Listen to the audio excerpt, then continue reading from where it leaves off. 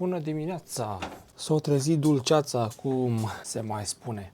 Bă, în dimineața aceasta nu m-am trezit deloc dezamăgit în legătură cu ce am făcut cu o seară înainte, pentru că, efectiv, când m-am pus să mănânc, după cum am spus și în videoclipul precedent, am acceptat că a doua zi o să am mai multe kilograme pe cântar. Ei bine, am reușit să pun cam vreun kilogram jumate față de cât am avut ieri la trezire, adică m-am trezit cu 72,1 sau 2 kg în dimineața aceasta, mai puțin de 1 kg jumate în plus, dar nu, there's nothing to worry about, pentru că mi-am asumat și long term mă va ajuta foarte mult acest episod de mâncat cumva off plan. Nu vreau să-l numesc binge eating pentru că nu a fost binge eating, l-am făcut cu cap, am fost conștient tot timpul acela în care îl realizam, deci nu o să mă afecteze deloc pe termen lung. Așadar, am început ziua în forță cu o porție de orez, mazăre și pulpe de pui de data asta, pentru că aseară m-am pus să mănânc mai mult decât v-am arătat vouă pe cameră. Am terminat și cutia aia de brânză de la Lidl, găleata aceea, și am... cum se numește? Am combinat-o cu celelalte Gini Mini Sfect din Lidl. Nu mai am deloc dulciuri în casă, asta e bine, dar o să-mi cumpăr din nou să-mi pun la ovăz dacă e cazul. Niște cereale din alea procesate, cum se mai spune. Da, ce să vă zic, totul depinde de mentalitatea voastră pe care o aveți în momentul în care vă aruncați în mâncare cumva. Dacă o să aveți o mentalitate de victimă și o să vă simțiți foarte vinovați după ce faceți chestia asta, automat următoarele zile veți fi mult mai preponenți la recurge din nou la astfel de gesturi de mâncat necontrolat cumva, ce termen scary. Dar dacă din prima când faceți lucrul respectiv, acceptați că ați fost niște gurmanzi mai pe românește, nu o să aveți nimic de pierdut pe termen lung, pe partea de mental health cel puțin. Mă pun să mănânc masa asta, este și masa pre-workout. Între timp, până mi se digeră cât de cât masa, adică jumătate de oră, încerc să termin de editat videoclipul pe care l-am făcut ieri cu ziua de picioare, pentru că nu l-am scos în aceea zi, n-am avut când, că a trebuit să mănânc. Deci noi o să ne auzim de la sală cu o zi de push dusă la intensități maxime, pentru că acum am și cu ce să o duc la intensități maxime, am mai multă mâncare în corp, vreo 3000 de calorii în plus, presupun. Hai să nu exagerez totuși, dar am multe calorii în corp, deci o să le pun to good use, mai ales carbohidrații în plus și poate și grăsimile. Ne auzim de la sală.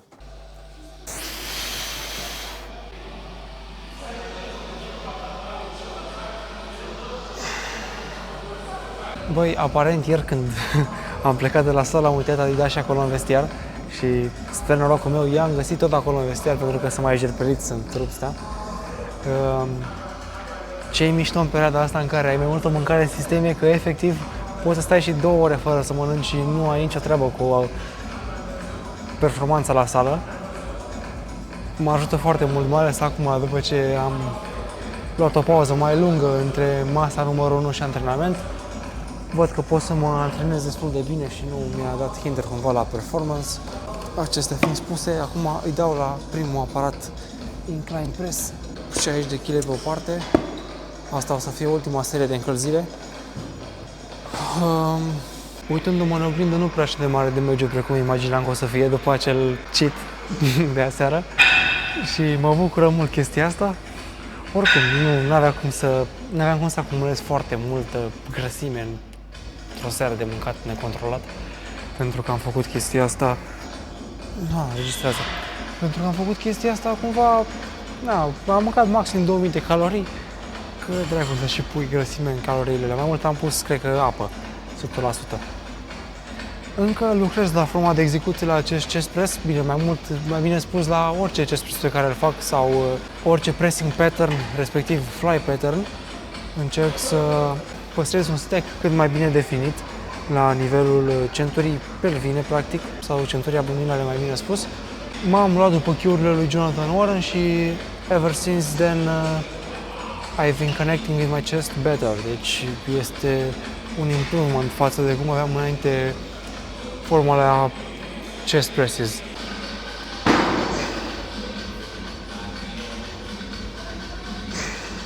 This workout is fueled by Vitabolic. Please sponsor me. Referitor la muzica pe care o ascult acum, ascult muzică pe YouTube Music pentru că până să plec la sală, mi-am pus și o puțină muzică pe YouTube, pe calculator și am văzut că are un shuffle mai bun față de Spotify-ul, pentru că nu știu dacă e și la voi la fel, dar Spotify îmi pune cam aceleași piese mereu când vreau să mă antrenez și mă enervează foarte mult că trebuie să dau foarte mult skip la muzica din căști. Am făcut trecerea la YouTube Music, RIP Spotify.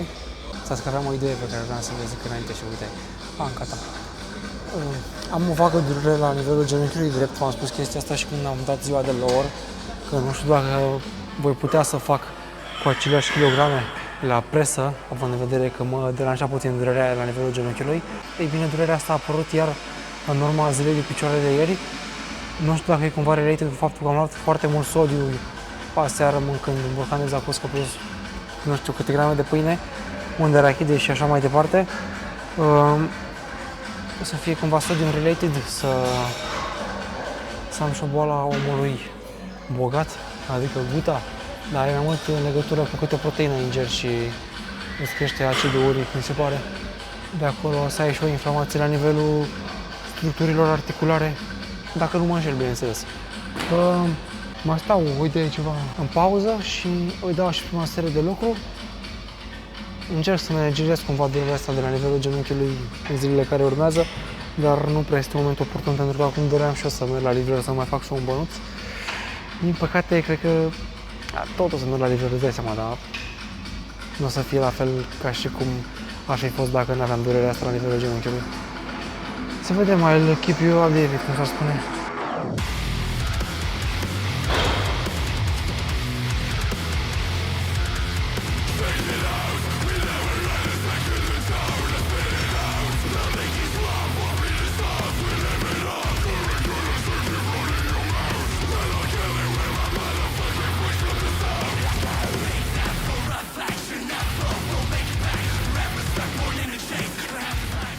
Mi-a cam plecat stecul la ultima repetare, am făcut 4 repetări corecte și una îmi spune că am dat cumva cheat, că m-am marcuit la nivelul lombarului, dar nonetheless am făcut 5 repetări cât am dat și ultima oară. La a doua serie o să mențin kilogramele și o să încerc să fac tot 4 repetări, să fiu un parametru cu antrenamentul. Mă așteptam că în urma cheat-ului de seară să am mai multă forță acum și să am un randament perspectiv mai bun la acest push workout, dar se pare că nu e cazul. Poate că am avut și meal timing-ul cam prost făcut și am stat foarte mult între masă și antrenament. Nu o să mă plâng, o să continui în felul acesta până la final să mă pot declara după un campion că am reușit să înving și acest antrenament de push.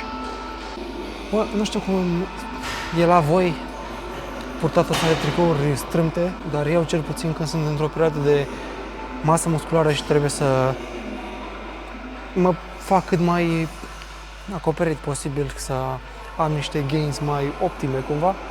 Bă, nu pot să port tricouri strâmte pentru că transpir foarte mult și eu de fire transpir foarte mult, indiferent ce aș purta, chiar dacă am un tricou oversize, să mă fac fleașcă până la finalul antrenamentului, fie la antrenament de picioare, fie la antrenament de brațe, dacă fac brațe de acum încolo. Transpir foarte mult și eu, iarna, de exemplu, am o geacă foarte groasă pe care o port doar cu un tricou pe sub și, surprising enough, tot transpir. Adică am în continuare valpul la sub braț, cumva. Nu știu cum funcționează corpul meu, poate așa sunt eu de fire, dar vreau să știu și la voi dacă vi se întâmplă la fel cum mi se întâmplă mie. Mamă, dar nu v-am spus, deci după ce mâncam bolurile de ovăz care aveau peste 1000 și ceva de calorii, bă, deci efectiv eram fleașcă după, transpiram în timp ce mâncam. E real.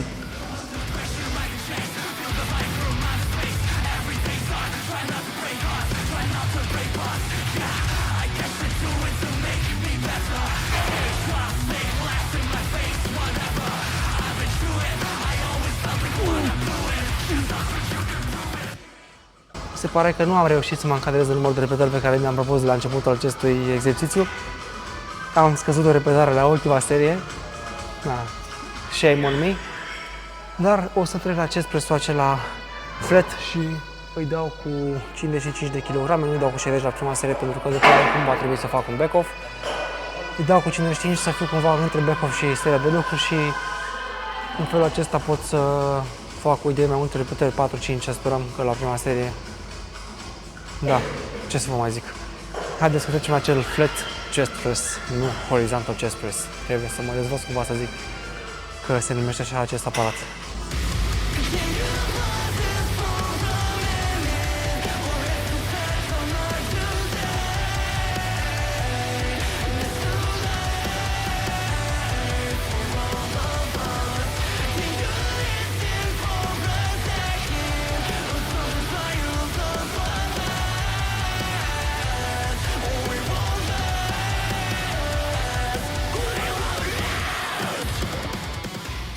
Mi s-a părut într-o parte că e mai light aparatul, dar nu e cazul. Am dat, cred că 5 repetări dacă le-am numărat corect. Cred că am avut și forma de execuție optimă, să zic. Acum, pentru a doua serie, vreau să mut puțin cadrul să fie cumva diferit, să văd mai bine cum am executat mișcarea asta. Deci o să pun, cred că o idee mai jos camera, să văd dacă am reușit să-mi țin un stack de-a lungul acestei mișcări. După cum ați și văzut, n-a fost un range of motion extraordinar de adânc, adică m-am oprit undeva pe la 90 de grade cu gradul de abducție al umărului. Da, cred că zic bine. Da, 5 repetări. Înainte cu 60 am făcut 3 și cumva sunt într-un progres relativ, nu știu dacă să-l numesc progres, deși am scăzut greutățile pe care le folosesc.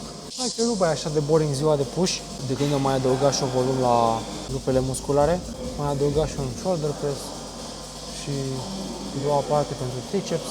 Eu zic că sunt ok cu splitul pe care mi l-am făcut eu, consultându-mă cumva eu cu mine, practic. Vă dau și un pump check după, să vedem cum arată forma după 2-3 de calorii. N-am mâncat 3000 de calorii, frate, am mâncat, cred că 2000 maxim, dacă ar fi să le calculez. Că untul de arachide a avut 600 de calorii, iar celelalte chestii, nu știu, maginul de prune 200 maxim, că nu avea 100 de grame borcanul ăla. Până acum avem 800 de calorii, da? Pâinea, să spunem că se ajunge și cu aia cam pe la 1200 de calorii, zacusca așa 1500, 600, să zicem, sau chiar mai mult care și ulei, 1700, cookies-urile, geleurile, na, 200 de calorii, după cum spuneam. Plus celele la gineninis și brânza, hai, 2000 plus calorii. Dar, în orice caz, n-am fost om să fac abuz de calorii. Bine, abuz se poate numi pentru că am mâncat peste caloriile pe care le aveam atribuite zilei de ieri, dar nu sunt rămăgit. Acum, asta nu e cumva un coping mechanism să zic în continuare că nu sunt rămăgit, pentru că chiar nu sunt, ăsta e adevărul. Trebuie să dezvolți cumva o relație sănătoasă cu mâncarea, să nu mai ai frici în legătură cu ce mănânci, pentru că dacă faci chestia asta, sooner than never, sau cum se spune, o să ajungi să mănânci mâncarea pe care tu ai încercat să o eviți foarte mult timp și pe lângă faptul că vei mânca mâncarea respectivă, vei mânca și foarte mult din ea, cum am făcut eu cu acel binge necontrolat de acum o săptămână. Acum, haideți că dau și a doua serie și ne auzim după de la un shoulder press pe care îl facem pe the top half of the movement, pentru a da target la anterior delt mai bine. O să punem un cadru așa să vedem exact cum arată forma de execuție. Sunt fix lângă boxe, sper că mă aud bine, am și microfonul pus cam fix lângă gură pentru că l-am pus pe tricou în mijloc. Acum let's hope for the best, vedem la editing, cum s-ar spune.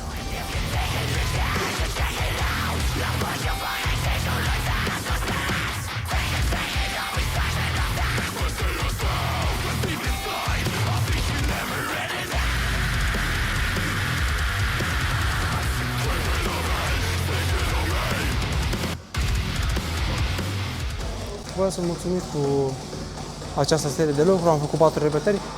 În mod normal trebuia să fac 5, pentru că la prima am făcut 5, dar având în vedere că pe prima am dus-o cumva la epuizare, automat la a doua vă scădea o repetare, 2 din câte am făcut la prima. Deci haideți că ne auzim de la shoulder press. De fapt, hai să vă pun direct acolo și eu între timp o să dau unload la greutățile de pe aparat.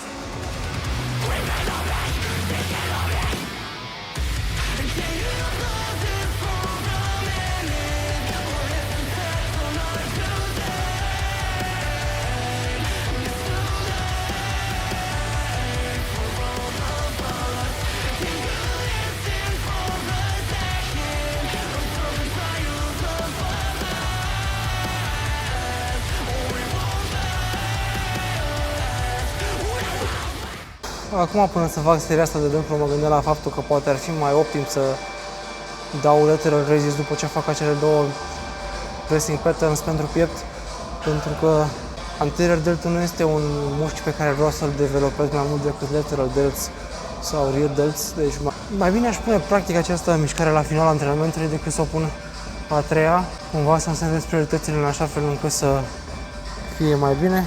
Acum, având în vedere că sunt la acest aparat, nu o să pot să... Bine, practic pot să fac o serie acolo, dar deja am început cu asta, deci nu o să mai schimb. Poate că începând de săptămâna viitoare o să fac schimbarea asta în split, în sensul că o să-mi schimb cumva prioritățile în materie de aparate.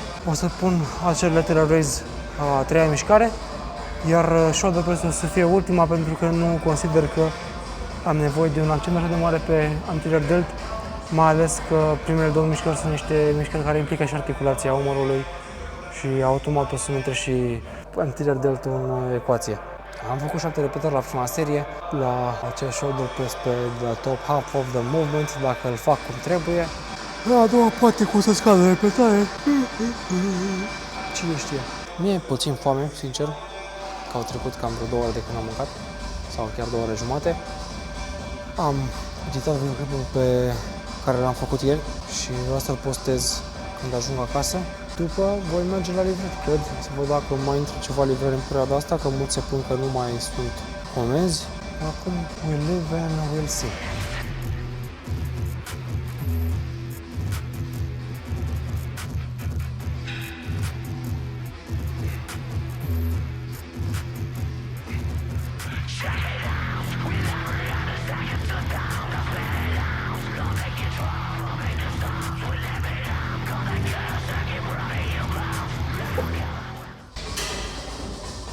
Change of plans, boys.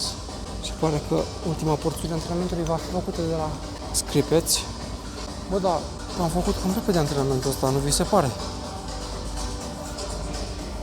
Mie da?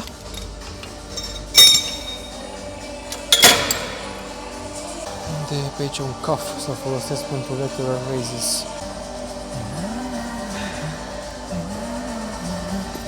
Hai că am găsit un cuff. Mă frumos, o să dau de aici două serii de lateral raises. Mi s-a ocupat aparatul la care vreau să fac, dar are nimic astfel calm. Jumătate de oră a trecut până acum de când m-am apucat de antrenament. Le fac repede antrenamentele de push, mai ales dacă nu stau foarte mult de vorbă sau să spunem că nu mai sunt așa de energy depleted încât vreau să iau foarte mare pauză între serii. E un avantaj ăsta. Nu știu cu câte kilograme să-i dau aici, cred că o să încerc cu 23. Pare un număr destul de ok. Muzica. 23 prea mult. Încerc 18.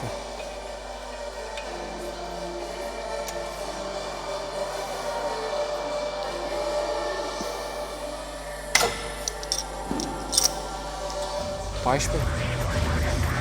Da.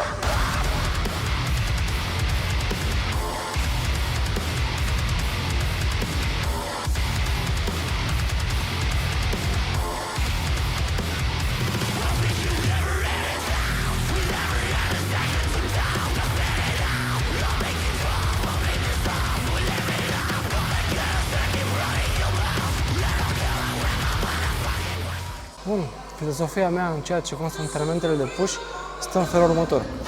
Vreau să am două mișcări pentru piept, indiferent că sunt ele flies sau că sunt pressing movements. După acele două mișcări pentru piept, pe una pentru partea claviculară a pieptului și cealaltă pentru the whole chest, in general, o să trec la niște lateral raises, ca să dau target mai mult pe umărul lateral, după la niște exerciții pentru triceps. Unul dintre ele o să fie un exercițiu care va implica și articulația umărului, adică apărarul meu nu o să fie complet fix pe lângă corp, adică o să-i dau cumva voie să facă chestia asta, flexie și extensie. În felul acesta dau target mai mult la medial and lateral heads decât la long head, iar ca să închei cu tricepsul cumva, fac o mișcare de izolare pentru capul lung al tricepsului. Nu pot să zic neapărat că de izolare, pentru că nu sunt toate capetele în ecuație, dar zic că dă target și la acel capăt în comparație cu acel tricep extension sau tricep push, de mai bine spus, care dă target mai puțin. Iar la final o să închei cu un shoulder press. Asta vă zic cumva planul pentru săptămâna viitoare, când o să fac antrenamentele push, pentru că acum l-am pe shot cumva. Revenind la triceps, am făcut o greșeală, am spus că o să încep cu un tricep push-down pentru că vreau să fac median lateral heads mai optim. Nu e cazul ăsta. O să dau mai întâi tricep extension pentru long head. Știu că poate vă încurc cumva în termeni, că sunt foarte multe chestii pe care le spun acum, dar mai bine dau target la long head prima oară pentru că este și mai fresh și în felul ăsta pot dau un stimul mai bun pentru hipertrofie, practic. Iar fac chestia asta pentru că primele două mișcări fiind și două mișcări prin care implic și articulația cotului cumva și fac și extensie, o să intre tricepsul automat, dar nu o să intre capetele tricepsului care mă interesează foarte mult, adică mai bine spus capătul lung al tricepsului. Sper că nu v-am încurcat foarte mult. Eu o să dau a doua serie de la shoulder lateral raise și la final cred că o să vă las cu un scurtmetraj între seriile de la triceps și în felul ăsta încheiem videoclipul pe partea de antrenament din sală.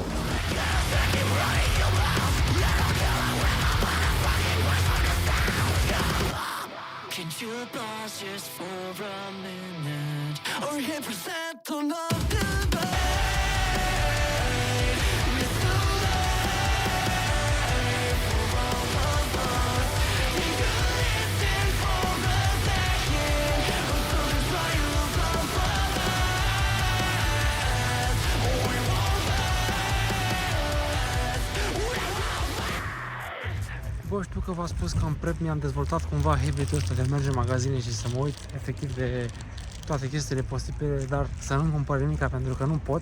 Ei bine, acum când pot, sincer, nu mai vreau să-mi iau așa de multe chestii pentru că aveam de gând să-mi fac niște paste, să-mi fac o porție din aia de paste foarte mare în loc de ovăz seara, dar am renunțat la ideea asta. Voiam să dau cumva un fel de cheat cu paste, dar nu mai e cazul. M-am inspirat cumva că am văzut o caserolă din aia de mac and cheese de la McNally. E săptămâna americană, cred că la Lidl, și voiam cumva să-mi fac eu pasta de homemade. Am renunțat la ideea asta. După voiam să vă zic că voiam în timp ce ascultam muzică pe YouTube Music la sală, băi, intrai într-un rabbit hole de artiști cu sub 1000 de followeri, dar care au piese extraordinar de bune și sunt foarte heavy, nu știu cum să vă zic. Îmi place foarte mult că există astfel de artiști cu muzică heavy, deși nu sunt cunoscuți. Na. Acum mă întreb spre casă, mă doare foarte mult burta pentru că digestia încă n-a fost completă, având în vedere că am mâncat 2000 de calorii până să mă culc. Trebuie să mai stau puțin să-mi revin cumva cu digestia și îi dau după cu mâncare din nou. Bine, o să dau cu mâncare acum când ajung acasă să mănânc porția de orez, mazăre și pulpe de pui. Le și scanai din Lidl pentru că nu mai găseam codul QR. Bine, codul QR, nu mai găseam acel cod de bare pe care puteam să scanez de pe caserolă pentru că au aruncat caserolele. Și în felul acesta îmi scanai și codul de bare de pe o pulpă din aia de pui, gen de pe o caserolă din aia de pulpe. Și are cam vreo 137 de calorii, mi se pare, sau 120 pe 100, e bine. Mă pun acum să mănânc și ne auzim de la masa post-workout din pulpe de pui. Sper că m-am auzit. Sunt afară, nu am la valieră, trec mașinile pe stradă, asta e. Now for the second meal of the day, the same boring ass meal. 100 de grame de mazăre, 100 de grame de orez și 100 de grame de pulpă de pui. Îi dau enjoy la masa asta, mă pun să editez, de fapt nu să editez, mă pun să fac thumbnail-ul la videoclipul pe care îl pun acum pe YouTube, cel de ieri. Și după cât timp mi se mai încarcă telefonul, mă pun să editez celălalt videoclip care a fost realizat astăzi, cel cu ziua de push, cel din prezent practic, când vedeți voi videoclipul ăsta. Mă pun să editez și pe ăla și după voi pleca la livrări pentru că este o zi liberă și nu vreau să mă țin așa leneș cum mi-ar plăcea de altfel să stau leneș într-o zi din asta așa liniștită. Deci mă pun să mănânc masa asta și noi o să ne auzim de la masa numărul 3, care nu știu exact în ce va consta. Delivery is done, boys. Bă, voiam să filmez, adică dacă aveam și o cameră în loc de telefon, făceam și bike vlog de asta de la livrări, dar momentan mă mulțumesc cu ce aveți aici. Eu o să închid filmarea acum, că poate nu primesc notificare că primesc comenzi. Deci ne auzim de acasă ceva mai probabil sau vedem noi, cine știe. Acum sunt între comenzi, tocmai ce am terminat a 4-a, 5-a comandă, cred, și stau și puțin, mă liniștesc că văd că nu mai intră altele. Și spre 5:30 m-am apucat de livrări pe la ora 3:30, deci stau pe afară de 2 ore și merge treaba ca lumea. Mă simt și mult mai bine având în vedere că am mâncare în corp acum și pot să duc astfel de efort la capăt fără să mă simt neapărat hungry sau obosit. Ce să vă zic, mai stau și pe aici până intră altă comandă. Da, mișto viața asta de livrator. Build number 3, there we go, guys. Băi, să vă zic sincer, eu am spus că mai stau să mai fac câteva livrări după ce am făcut pauza aia, dar m-am oprit, n-am mai continuat cu livrările. În schimb, am aici 4 ouă, 4 felii de pâine, basic as fuck. La următoarea masă voi face din nou o nebunie de aia de remele cu un bol de ovăz de la Gigantic de nu știu câte calorii, ca să nu mai stau să mănânc încă 2 mese de acum încolo, practic. Că o să fiu și cam tight on time, vreau să mă culc cât mai devreme, că oricum mi este somn, am dormit cam 7 ore în seara aceasta pentru că a avut corpul meu ce să digere de la acele 2000 de calorii pe care le-am dat în urmă cu o zi, adică în seara precedentă. Mă pun să mănânc masa asta, dau edit la un videoclip pe calculator și noi o să ne auzim cu masa numărul 4, care va fi și masa finală a acestei zile. O masă extraordinar de voluminoasă și sper să nu se întâmple din nou un episod din ăla de mâncat după ce termin de balotat masa cu numărul 4, care va fi din nou foarte voluminoasă.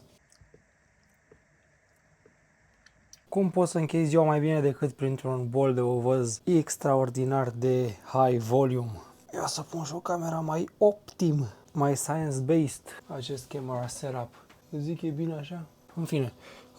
Da, băiți, cam asta este și ultima masă din zi. Un bol de ovăz gigantic de altfel. Sunt peste 1500 de calorii în bolul ăsta de ovăz, cred. Dar îmi permit, deci nu am ce să vă mai zic. Ingredientele vi le pun pe ecran cu o poză de la MyFitnessPal. Și cam așa se conclude ziua noastră de push. Am avut push astăzi, da? Sper că v-a plăcut acest videoclip. Eu o să-mi dau enjoy la masa asta acum și voi ieși afară din nou să fac niște pași în plus. Am făcut 12.000 de pași până acum și o să mai urmeze încă vreo 5.000 probabil. Mă cam doare genunchiul drept, am spus asta și pe videoclip cum antrenam. Acum sper să nu mi se agraveze pentru că fac foarte mulți pași în perioada aceasta a zilei. Mai bine spus a nopții pentru că deja e noapte. Ne auzim mâine cu un nou videoclip în care antrenăm pull. Ciao!